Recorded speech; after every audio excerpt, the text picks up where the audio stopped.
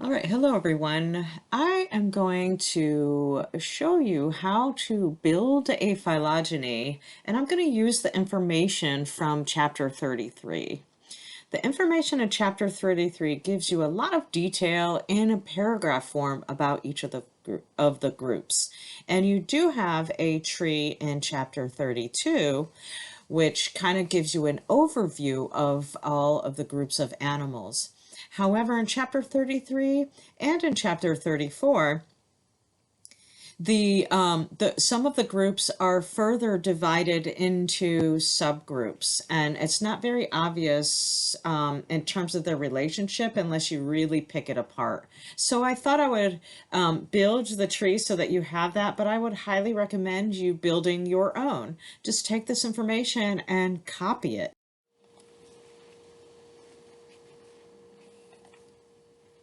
All right, let's go ahead and get started. So we know that, of course, all animals have an ancestor. And the ancestor belongs in the root of the tree.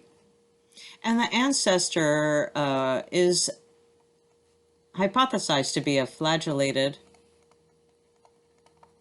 protist. Okay, so we'll go ahead and put that. Well, when building trees, remember the basal group is the one that first branches off. And for animals, the basal group is the periphery.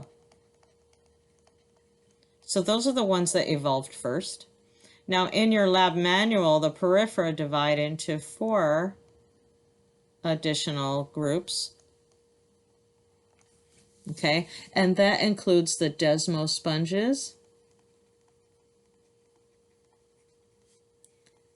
the hexactinellida,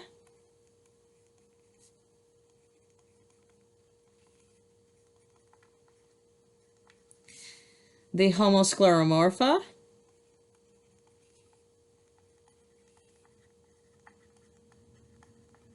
and the calcarea. So then we have some other things that evolved, and I'm going to go ahead and split it up like this. Now, I'm excluding some groups that are in your chapter 33 because we're going to be focusing on some more specific ones. So I'm going to go ahead and put Ctenophora here just for placement.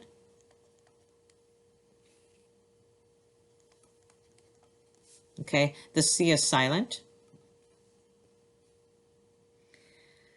And I'm going to just build out this tree, and then we're going to talk about it afterwards. Okay, so then we have this division right here. Okay, and then the Cnidaria, again, the C is silent.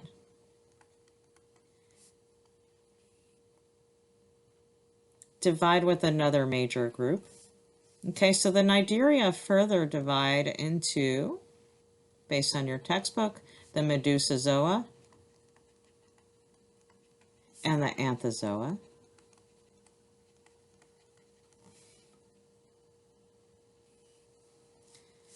And then we have the division between the protostomes and the deuterostomes. Now I'm going to go ahead and put this right here, all the way over here. So I'm going to put deuterostomes here, and then kind of put a circle around them and asterisks. Because we're not going to be dealing with deuterostomes today, we're just dealing with chapter just the protostomes and those that were the basal groups. Okay, so this is chapter 34. I'll do a separate tree for that. And in that tree, I'm going to include the groups that are at the end of chapter 33. So also, we'll put chapter 33 invertebrates at the end. Okay, so end of chapter. Okay, because those invertebrates at the end of this chapter are also deuterostomes. So we're going to kind of keep the deuterostomes together. So then we have the protostomes.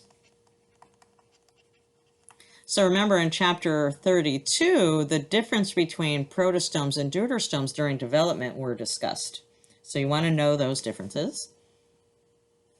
So what we're going to do here is focus on the Ectisoa on this slide. OA. Okay. And then on the next slide, I'm going to kind of carry this over because the Lofotrochozoa are quite an extensive group. So on the next slide, the Lofotrochozoa. Okay, I'll spell that out again. Okay, so I'm going to go ahead and just put the arrow there. Let's talk about the Ectisoa first. This is a group that can molt. And this, we're going to focus on just three of the groups that are in your, three of the major groups that are in your textbook. And that's going to be the Nematoda, the Tardigrada, and the Arthropoda.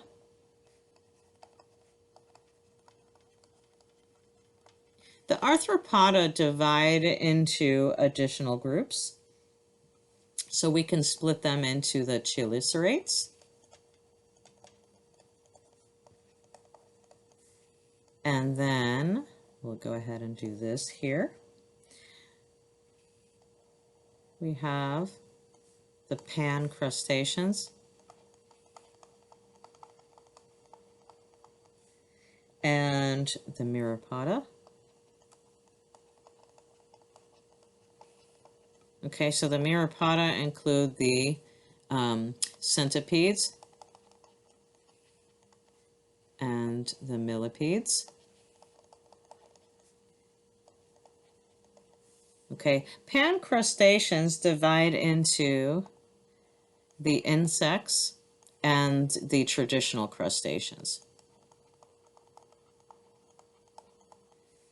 which include the lobster. And of course, you know what the insects include. Okay, so we have that. Now there's other crustaceans that are immediate, like sister group with insects, but we're just going to kind of keep it simple here. So the chelicerates divide into, or out, of the eurypterids and the arachnids. So arachnids and the eurypterids. Eurypterids are going to include one of the oldest living organisms, which is going to be the horseshoe crabs.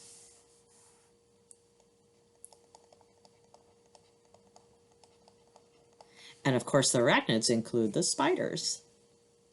So let's go ahead and I'm going to change the color of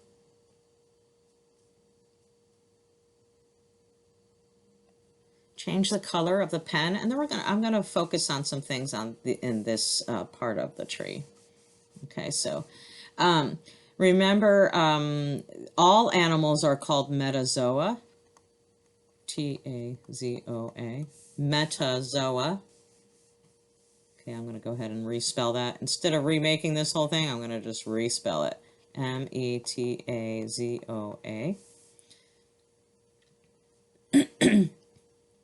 Now, Metazoa includes all animals, including porifera, but porifera do not have tissues. So that puts the rest of the animals, except for porifera, or the sponges, in a group called the Eumetazoa. Okay, so the Eumetazoa, that means true tissues. Okay, now the Ctenophora and the porifera are both groups that have radial symmetry. All of the other groups of animals are considered bilaterians because at some point during their development, they have bilateral symmetry. And some of them, they may be in a adult form that's bilateral. So the rest are the bilaterians.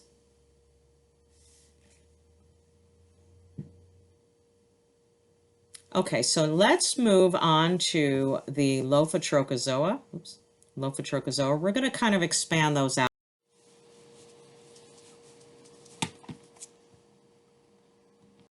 Okay, so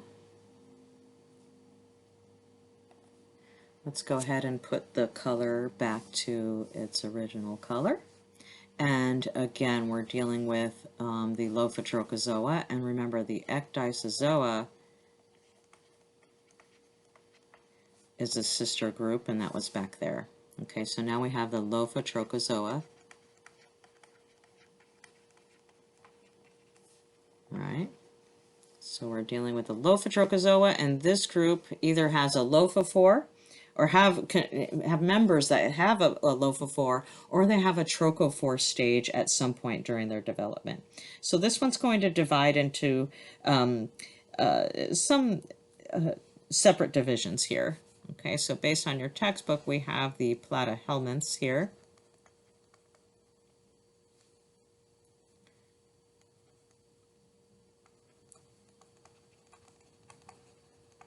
Okay, those are flatworms. Okay, so I'm going to exclude one group, and then we're going to put the Rhabditoforens here.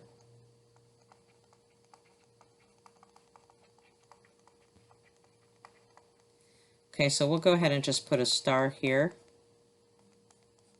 for the Catenolida, which are mentioned in your textbook. However, there isn't much information, and we'll be dealing mainly with the Rhabditoforens. Now, there are three groups of Rhabditoforens that we'll be dealing with, and that includes the Turbellaria.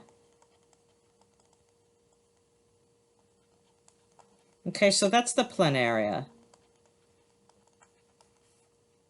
And the Trematoda. And the Cestota. Okay. Now, Rhabditoforens, some Rhabditoforens are free living, like the Turbellaria, which are the planarians, and some of them are parasitic, which include the Trematoda and the Cestota, which you're probably very familiar with if you had already completed the lab. So then we have a couple other major groups. Okay, so we're going to go ahead and expand those out here. And one of them includes the Syndermata.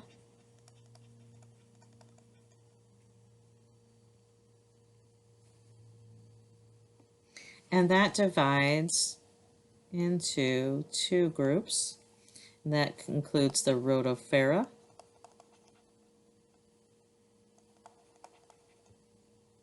Rhodiophora, oops, I, that's an I.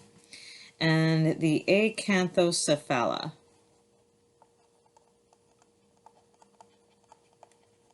Oopsie.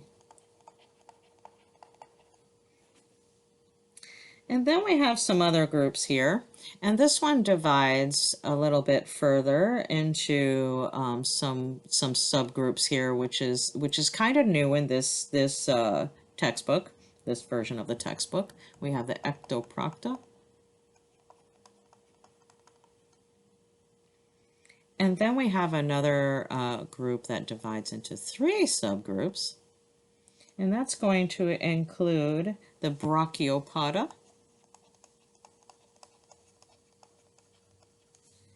the Mollusca, which you're probably very familiar with, some of the subgroups of that, and also the Annelida.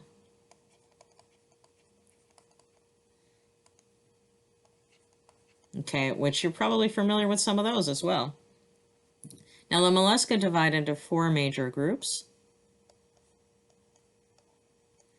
and that includes the Polyplacophora,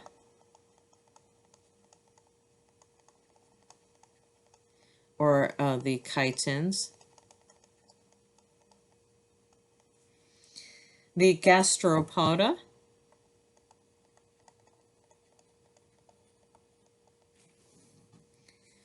the bivalves,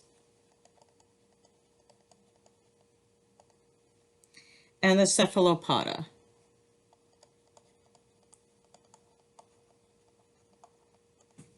Now the annelida is quite interesting. We have those that move around more, and that's going to be the erigia. And those that don't move around more, move much, and those are the Sedimentarians. Sedimentarians. That's an N there. Now the Sedimentarians divide further into 3 groups.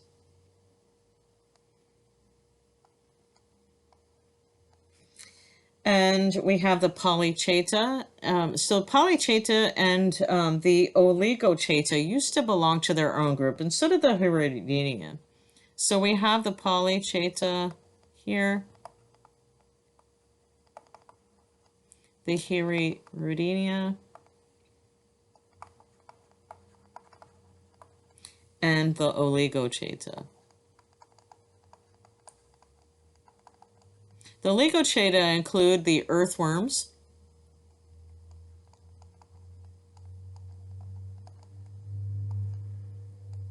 this is Hirudinea as a leeches,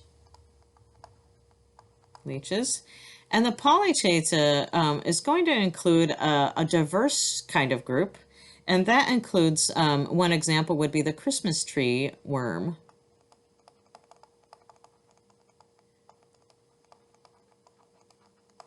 Sorry, the spelling, or you might not be able to see that very well, but if you listen, you should be able to obtain the text once the captions are made.